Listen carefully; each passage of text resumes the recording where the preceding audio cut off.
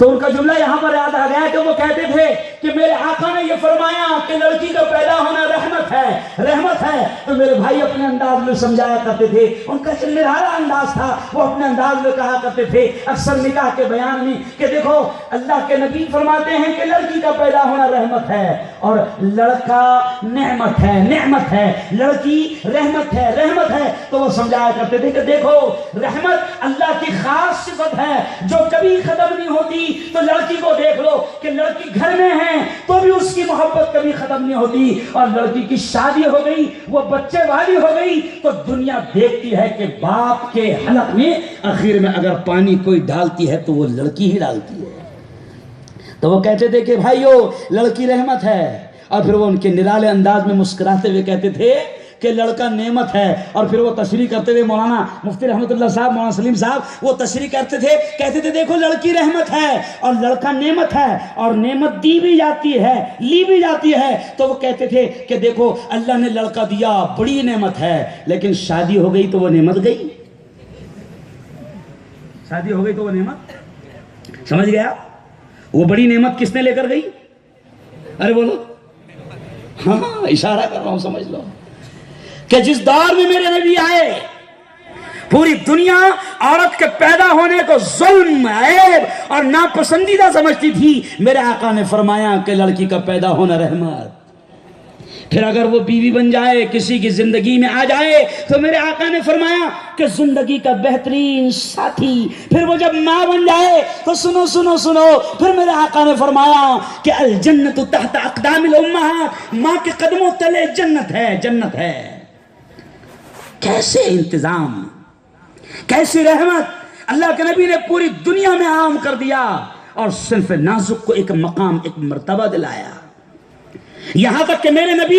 ایسی رحمت بن کر آئے کہ تاریخ یہ بھی کہتی ہے کہ اس وقت اللہ کے نبی نے جانوروں پر بھی ظلم ہوتا تھا، تو اللہ کے نبی اپنے دوستوں کو سمجھاتے تھے کہ یاد رکھو اگر تم نے گھوڑا پالا ہے، یاد رکھو اگر تم نے اونٹ پالا ہے، اور اگر تم نے اپنے ان جانوروں کو وقت پر کھانا نہ دیا تو کل قیامت کے دن اللہ کے دربار میں تمہاری پکڑ ہو جائے گی۔ کیوں بھائی؟ کیسی رحمت، کیسی رحمت کہ میرے نبی یہ کہتے ہیں، دنیا کو پیغام دیا۔ ایک واقعے کی طرف اشارہ کر رہا ہوں کہ میرے نبی ایسی رحمت بنا کر آئے کہ دنیا کو پیغام دیا کہ ایک عورت ہے بڑی عابدہ ہے، بڑی عبادت گزار ہے، راتوں کو مصلی پر کھڑی رہتی ہے، تہجد پڑھتی ہے، اللہ کی عبادت کرتی ہے، لیکن میرے نبی نے کہا کہ وہ بلی کو باندھ کر رکھتی ہے، ایک جانور پر ظلم کرتی ہے۔ میرے نبی فرماتے ہیں کہ وہ عبادت تو کرتی ہے، تہجد تو پڑھتی ہے، لیکن بلی کو باندھ کر رکھنے کی وجہ سے وہ جہنم میں جائے گی۔ اشارے کر رہا ہوں سر، کیسی رحمت کہ میرے نبی فرماتے ہیں کہ ایک عورت بدکار ہے، فاحشہ ہے، گناہگار ہے، لیکن راستے سے گزر رہی ہے، گزرتے گزرتے اس کو ایک کتا دکھا، وہ کتا پیاس سے تڑپ رہا تھا۔ میرے نبی فرماتے ہیں کہ اس بدکار عورت نے، اس گناہگار عورت نے، اس فاحشہ عورت نے اس پیاس سے تڑپتے کتے کو پانی پلایا۔ میرے آقا فرماتے ہیں کہ اس پیاس سے تڑپتے جانور پر، اس کتے پر رحم اور اس کی پیاس اور پانی پلانے کی وجہ سے اس گناہگار عورت کو اللہ جنت کا حقدار بنائے گا۔ یہ صرف اشارے کر رہا ہوں کہ کیسی رحمت بن کر آئے، لیکن افسوس ابھی ربیع الاول کا مہینہ آ گیا، مولانا جگہ جگہ سیرت کے پیغام ہوں گے، جمعہ جائے گا، گایا جائے گا، کیا پیغام دیں گے، کیا سندیش دیں گے، ہم کو خود کو خبر نہیں۔ میں صاف کہہ رہا ہوں کہ ابھی چند دنوں پہلے ایک میرا ہندو بھائی پونا میں جلسہ ہوا، اور وہاں پر ہمارے ساتھ میں بابا ستیہ نام داس جی پروگرام میں موجود تھے، وہ موجود ہے، اور ایک ہندو بھائی مجھ سے کہہ رہا ہے، دیکھو یہ واقعے کی طرف اشارہ کر رہا ہوں کہ کتنی ذمہ داری ہے ہماری کہ نبی کی زندگی کو، نبی کی تعلیم کو، نبی کے میسج کو، نبی کے پیغام کو، نبی کے سندیش کو دنیا تک پہنچائے۔ بڑی ذمہ داری ہے، بڑی ذمہ داری ہے۔ ایک ہندو بھائی مجھ سے کہنے لگا کہ مفتی ہارون صاحب ایک سوال آپ سے کرنا ہے، ایک بات آپ سے پوچھنی ہے۔ میں نے کہا کیا پوچھنا چاہتے ہو؟ کہا کہ مفتی صاحب ہم نے تاریخ میں یہ پڑھا ہے، ہم نے ہسٹری میں یہ پڑھا ہے کہ اکبر بادشاہ تو بڑا گندا تھا۔ بڑی اس کی عجیب عجیب حرکتیں تھی، ایسا تھا ویسا تھا، کیا تھا میں یہ بولنا نہیں چاہوں گا، صرف اشارہ کر رہا ہوں۔ تو میں نے کہا بھائی کہنا کیا چاہتے ہو؟ تو وہ ہندو بھائی کہنے لگا، جوانوں سن لو یہ پیغام، وہ ہندو بھائی کہنے لگا کہ مفتی صاحب ہم نے تو پڑھا تھا کہ اکبر بادشاہ بڑا ایسا تھا ویسا تھا۔ جب وہ اتنا برا تھا تو آپ کے مسلمان لوگ دن میں 5 مرتبہ مسجد کے مائک سے اکبر بادشاہ کا نام کیوں لیتے ہیں؟ وکیل صاحب،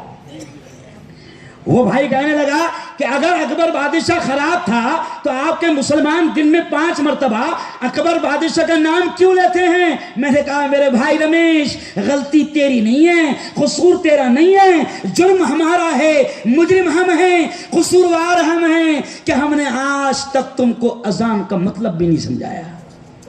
کیا نبی کی سیرت سن رہے ہیں نا تو یہ پیغام پہلے سن لو کہ آج تک ہم نے اذان کا مطلب بھی نہیں سمجھایا۔ میرے بھائی ہم نے آج تک تجھے اذان کی برکتیں بھی نہیں سمجھایا۔ ارے دنیا نے دیکھا کہ وہ اذان جس کو شریر بند کرنے کی بات کرتے ہیں ان شیطانوں کو سمجھاؤ کہ اذان کی برکتیں دنیا نے دیکھا کہ جب 92 میں اللہ کے گھر بابری مسجد کو شہید کیا گیا، 2 دن پہلے ہم ناگپور میں تھے، مہاراشٹر کا ادھیویشن شروع ہے، بحث شروع ہے، 2 دن پہلے ہم نے چلا کر ویدھان سبھا میں یہ کہا کہ اگر اس ملک میں انصاف باقی ہے، قانون باقی ہے، عدالتیں باقی ہے تو پہلے انصاف اگر باقی ہے تو پہلے بابری مسجد کو تعمیر کرو، پھر مقدمہ چلاؤ، اور پھر جو فیصلہ آئے گا ہندو اور مسلمان دونوں اس کو قبول کریں گے۔ لیکن کہاں انصاف قائم ہو رہا ہے؟ تو بات یہاں سے یاد آئی کہ ہم اپنے ہندو بھائیوں کو یہ بھی نہیں بتا پائے۔ دنیا جانتی ہے کہ 92 کے فساد کے بعد مولانا کیا ہوا؟ کلاری میں زلزلے آئے، عثمان آباد، لاتور زلزلے آئے، ہم لوگ اورنگ آباد میں پڑھتے تھے، زلزلے آئے، خطرناک زلزلے آئے۔ اور کلاری میں کیوں آئے یہ بھی سن لو، کلاری میں اس لیے آئے کہ ہندوستان کے اخبارات نے لکھا کہ لاتور عثمان آباد کا وہ گاؤں جسے دنیا کلاری کے نام سے جانتی ہے، ہر گھر کا ایک جوان اللہ کے اس گھر بابری مسجد کو شہید کرنے کے لیے گیا تھا۔ لیکن سمجھانا کیا چاہ رہا ہوں یہ سن لو، جب زلزلے آئے مولانا، انقلاب نے اس وقت لکھا، ٹائمز آف انڈیا نے لکھا، کیا لکھا کہ جب زلزلے آئے